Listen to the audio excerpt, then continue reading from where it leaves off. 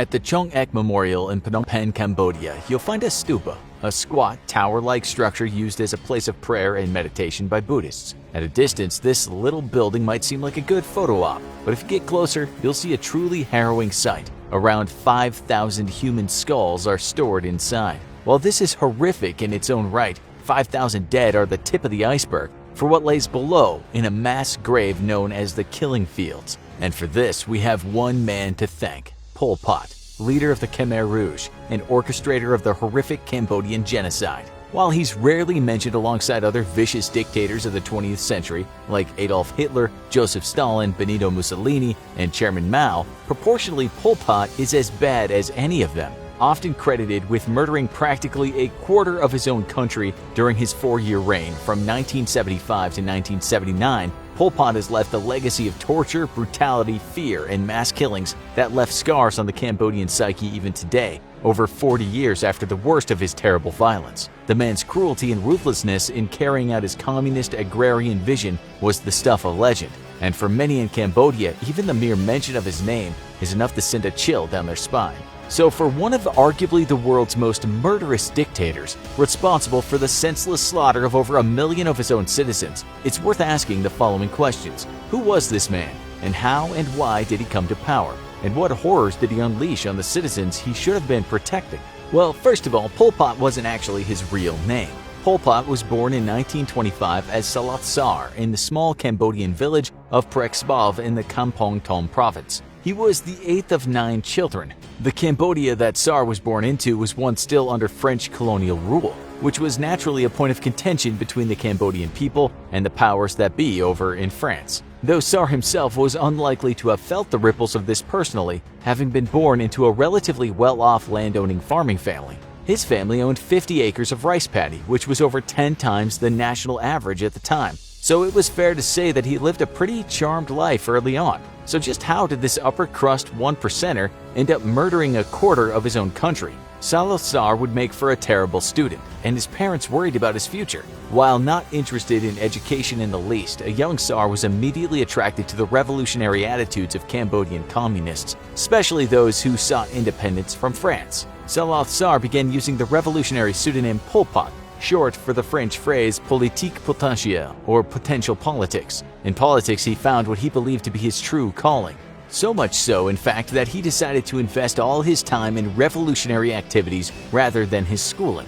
As a result, he failed his next wave of examinations and had his scholarship revoked by the government. He returned to Phnom Penh in 1953 with a head full of dangerous ambitions, though it'd be another few decades before he could put the most nightmarish of them into practice. The same year Pot returned to his home country, Cambodia finally gained independence from French colonial rule after the people revolted against their European oppressors. This left a kind of power vacuum in the country that numerous political entities, Pol Pot and his communist allies included, would later attempt to fill. In the meantime, much like his fellow 20th century Asian dictator Chairman Mao, Pol Pot decided to pursue teaching while he kept his revolutionary plans on the back burner. He taught at Phnom Penh private schools between 1956 and 1963, specializing in history, geography, and French literature, and marrying his first wife Kiyu Panari in the interim. If Pol Pot had decided to settle down and invest himself fully in his teaching career, Cambodia would have been spared a lot of bloodshed and horror, but it's sadly not how this all played out.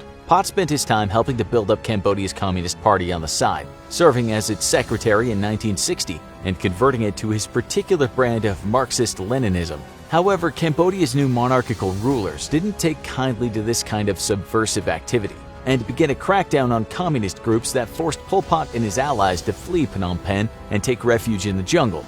There, Pot encamped with a group of Viet Cong before beginning his quest to reform his scattered own group into the Khmer Rouge guerrilla army, a revolutionary insurgency movement who intended to pry control of the country out of royal hands. As Pot grew his forces and began launching his revolution in 1968, it was clear that what he lacked in academic drive, he made up for in having an almost preternatural level of charisma and persuasion. One Khmer Rouge defector would later say, Pol Pot makes very powerful impressions on those who hear him for the first time. After that, they want to come back.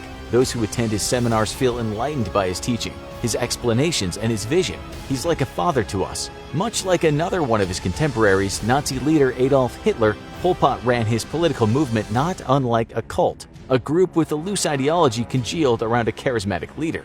Ultimately, what ushered Pol Pot into power were the conditions of absolute chaos occurring in the late 60s and early 70s. In 1970, a brutal civil war broke out between the forces of General Lon Nol and the Khmer Rouge. General Nol undertook a military coup while the country's ruler, Prince Norodom Sihanouk, was away on business, and the prince sided with the Khmer Rouge. And like almost all terrible events that occurred in the 70s, then U.S. President Richard Nixon was involved. While a coalition of 70,000 U.S. and South Vietnamese troops marched into Cambodia to root out the North Vietnamese and Viet Cong presence, Nixon was busy dropping 500,000 tons of bombs on the country over the next 4 years. It was a complete humanitarian nightmare for all parties involved. In the meantime, the violence committed by General Nol, the South Vietnamese, and the United States was radicalizing more locals into the Khmer Rouge cause, swelling their armies massively. By the time the U.S. was finished brutalizing Cambodia with their bombing campaign, Pol Pot controlled 3/4 of what was left, and after a sustained shelling and forced starvation campaign over Phnom Penh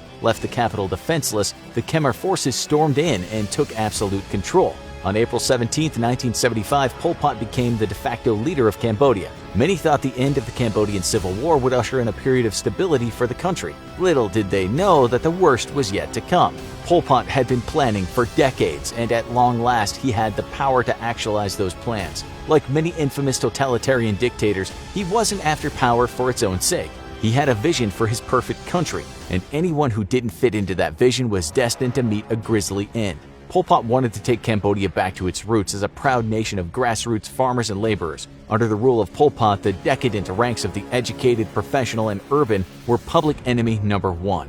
It was these academics who would meet the worst fates. One of Pol Pot's first insane actions was evacuating Cambodia's urban areas, including Phnom Penh, displacing and ruining the lives of millions. Professionals like doctors, lawyers, and civil servants were forced into re-education camps, stripped of their possessions, and made to work themselves to the bone in Cambodia's fields and rice paddies. If you dared to complain about the backbreaking work, then you'd likely find yourself in one of the Khmer Rouge's infamous detention centers, being tortured until you either complied or died. One particular detention center, the S-21, a former high school turned into a dystopian torture chamber, had only 23 survivors out of its 18,000 known prisoners. The brutality in these institutions under Pol Pot was so great that they had official torture manuals, dictating methods of interrogation, with choice excerpts like, "Our experience in the past has been that our interrogators for the most part tended to fall on the torture side. However, we must nevertheless strive to do politics to get them always and absolutely to confess to us. Only once have we pressured them politically. Only when we have put them in a corner politically and have gotten them to confess will torture become productive." Pol Pot's minions often found that torture was extremely productive.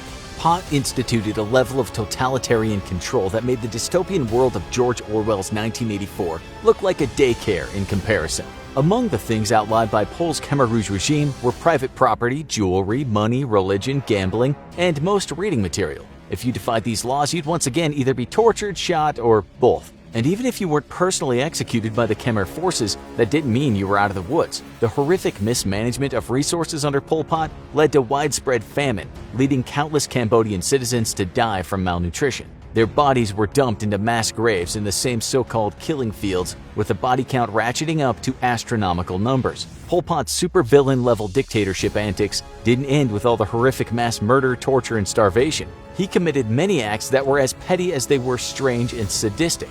The country was renamed Democratic Kampuchea, despite democracy playing no real role in the government. There were strict rules imposed on sexual relations, the clothing you could wear, and even the words you could use, in what feels like almost a direct tribute to Orwell's dystopian masterwork. In one particularly insane act, the country's rice fields were forcibly realigned in order to resemble the Khmer Rouge's checkerboard pattern coat of arms. In spite of these cartoonishly weird decisions, you have to remember that Pol Pot was a truly horrific monster. Under his command, children would be ripped from their homes and forced into mandatory military service by the Khmer Rouge, creating an army of obedient soldiers who carried out the will of their murderous dictator on pain of death. Men, women, and children were all horrifically victimized under one man's vision of a classless utopia gone awry, with anyone daring to speak out meeting a brutal end.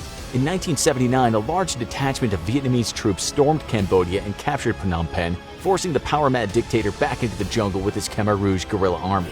There, with political support from the US and China, Pol Pot continued military operations for the next 10 years. The movement would finally totally collapse in the late 90s, following a ceasefire in 1991, and in 1997 a Khmer Rouge splinter cell would capture Pol Pot and place him under house arrest until he died of natural causes at age 72. Ready for more on some of the most terrifying despots? Check out Terrifying Story of Joseph Stalin's Rise to Power and why Mao Zedong was the most brutal tyrant.